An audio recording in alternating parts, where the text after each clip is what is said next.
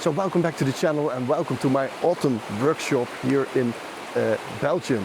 And yeah, as you can see, it is raining at the moment. Everyone is busy, but yeah, it's a small drizzle, but eventually you will get wet. So it's gonna stay like this for the whole morning, and hopefully yeah, it won't get too much in the afternoon. So let's find some nice shots here. So in this video I'm gonna take you along two trips which both didn't get enough material to fill a whole video. So I'm going to combine these two trips and I'm going to show you what I did during those trips. This video also features my autumn challenge photo. So the challenge photo from the November challenge is also in this video, and I will reveal which image was mine. And yeah, it starts here in Belgium, but in the morning it already rained, but it got pretty bad in the afternoon. So I didn't record any video material in the afternoon, and the second part is from a workshop in the Netherlands where I did some long exposures. So let's go along, and I hope you will enjoy these two little trips. So this is an awesome spot that I'm looking at right now, and it looks absolutely magical. Most of the autumn leaves already blew off, but yeah, it's still worth photographing. Just look at the other side. So this is the stream that we're looking at, and it turns into this S-curve. You can see it turns to this side, and it looks really, really good. So I think my composition will be a bit like this, of this S-curved water floating to the back. And I'm deliberately not going to use a polarizer because I really like this whitish shape here in the bottom, because it's leading my eye towards the back there, especially with a long exposure. So I am going to take a long exposure here to make that water really milky.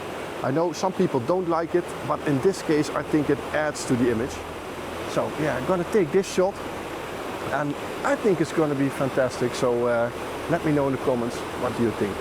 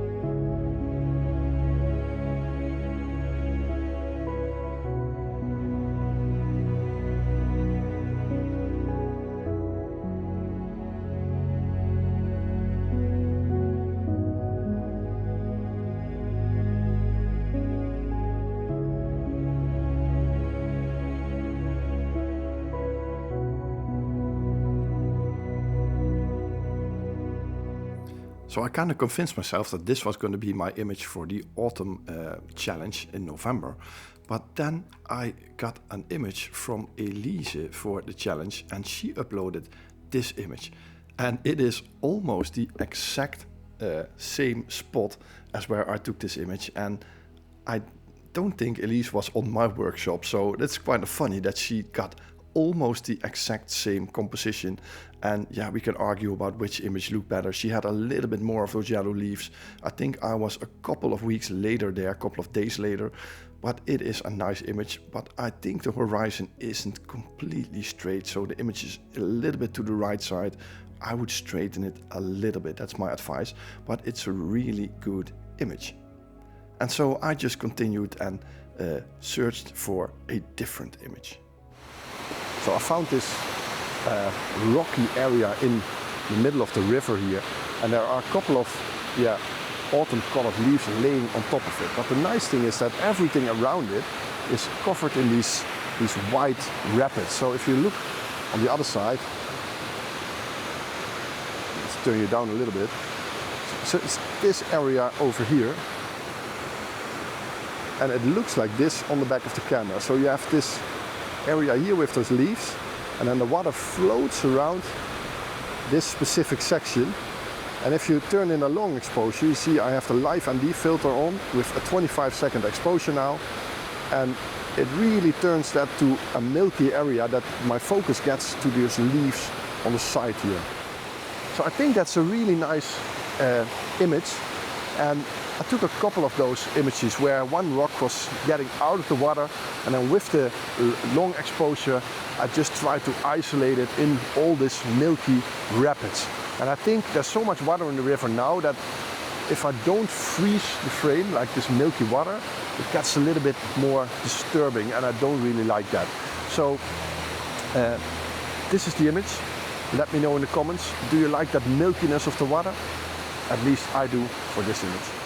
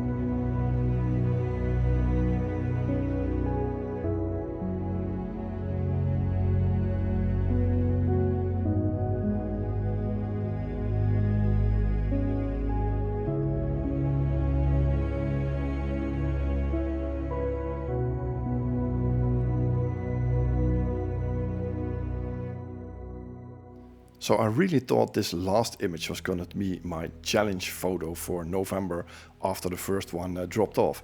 And these last 3 images were taken during the afternoon of my November autumn workshop in Belgium, and it was raining cats and dogs, so I didn't record any video material because the Osmo Pocket is not weather sealed. The photo cameras from OM System are, so taking photos in these conditions isn't a problem, but the rain is a problem for the video cameras. And I really thought this image is going to be into the challenge, but then Oscar, who was on that workshop, uploaded this image from the exact same castle, and I only zoomed into this right section over here with the tower and then those colors, but it just felt to me that I couldn't upload a photo from the exact same location, so I decided to search on for something different.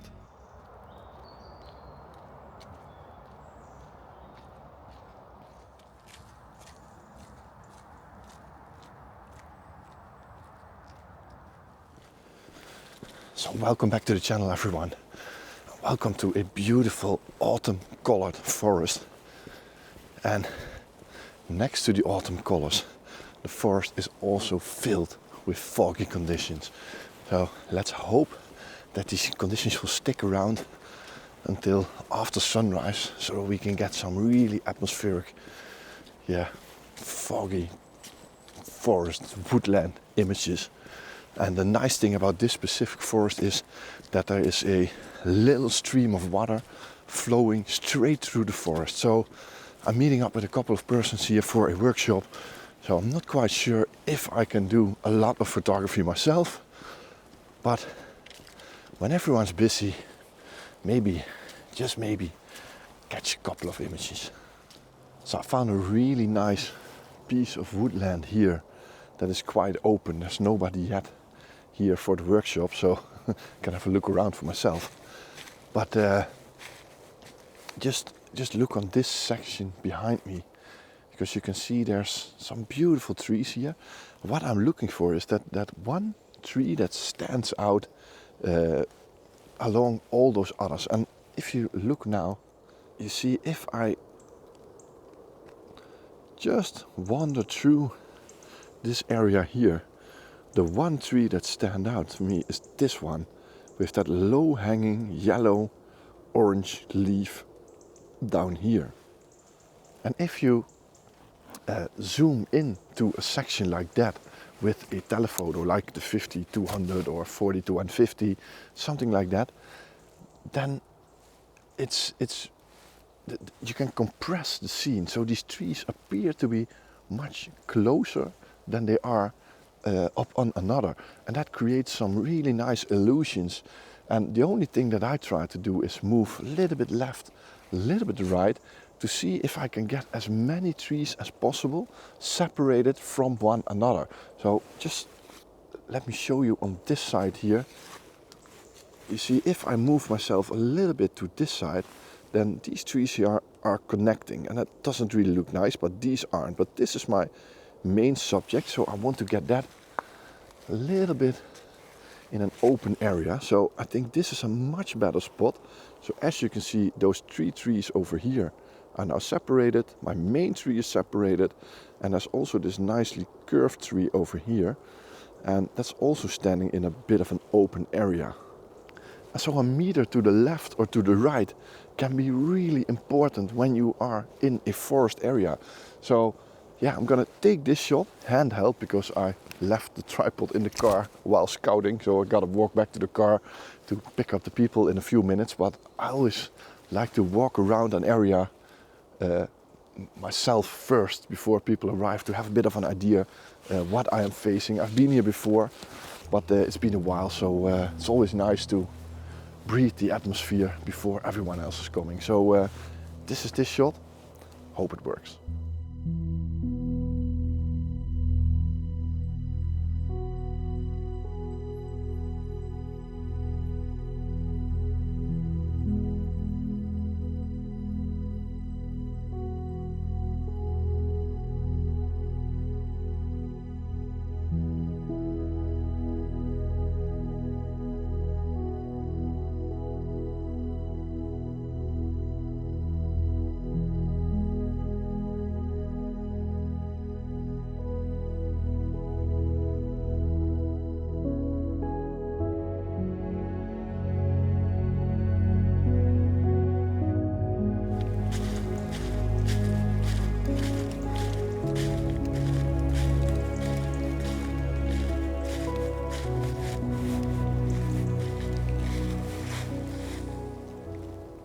So I found another really nice spot over here. If you just look with me on the other side, you see this is that little stream of water flowing through this beautiful forest. And one advantage of using a zoom lens is that you can avoid these white patches in the sky from coming into your frame. So I'm just zooming into this section over here, and you can see we got this dominant tree on the right here on this corner. And then you have this diagonal tree with a bit of reflections, some beautiful autumn colors. And by using that zoom, it just looks to be much more compressed than it is in real life. And that works really nice. And you can create much more, because you're photographing through all these layers of fog, you can create a much more, how do you say that? A much more dense layer of fog than there is in reality. I think that's what I want to say. So yeah, let's take this shot. I think it's absolutely worth it.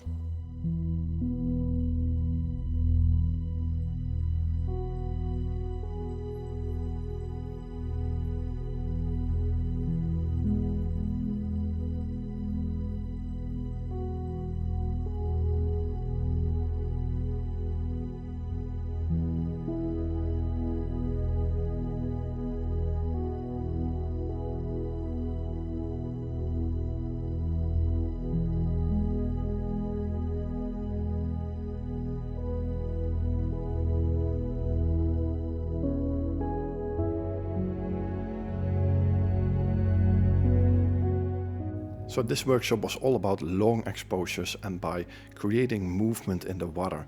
And we used these autumn leaves that we threw into this little stream of water, or they just floated by, and used these to create these long exposures, like here where there was some sort of swirl in the water where these leaves kept turning around. Or for example this live composite image where I used live composite to create these lines of the leaves floating through the water. And this is where my whole idea from the new challenge came from, the December challenge that is now running on my website. That is going to be all about movement. So creating movement in water, in cars, in animals, in ICM or whatever you want to do, just show some movement in your images. And yeah, I hope to see your creative results with something like this, live composite or any other function. And now we're going to the part where I am going to show you the image that I uploaded for past month's challenge.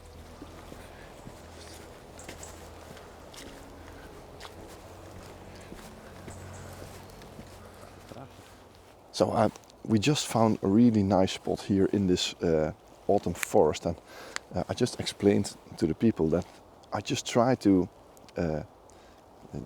create some sort of calmness in the images by not letting those trees intersect with each other. And we found a really nice spot over here where there's one dominant yellow leaf in the frame, and you see all these trees disappearing into the background. So this is the composition that we're looking at, and I'm going to try to zoom in a little bit. It's all about this section here. And you see this is that dominant yellow leaf. And I'm just going to photograph it. I'm not going to include this left tree here. So it's going to be something like this. So you have these dominant trees on the right and then this one tree on the left. And I always try to keep the same amount of space on the left side as that I'm leaving on the right side. That creates more balance in the image.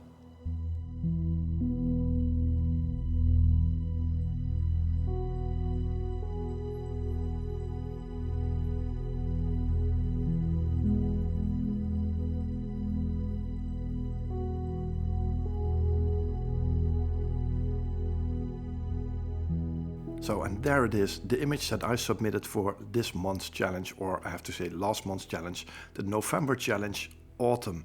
And if you go to my website, you would see that it is actually positioned on spot 85. And you might notice that if you look at this image now, it is a little bit too yellow.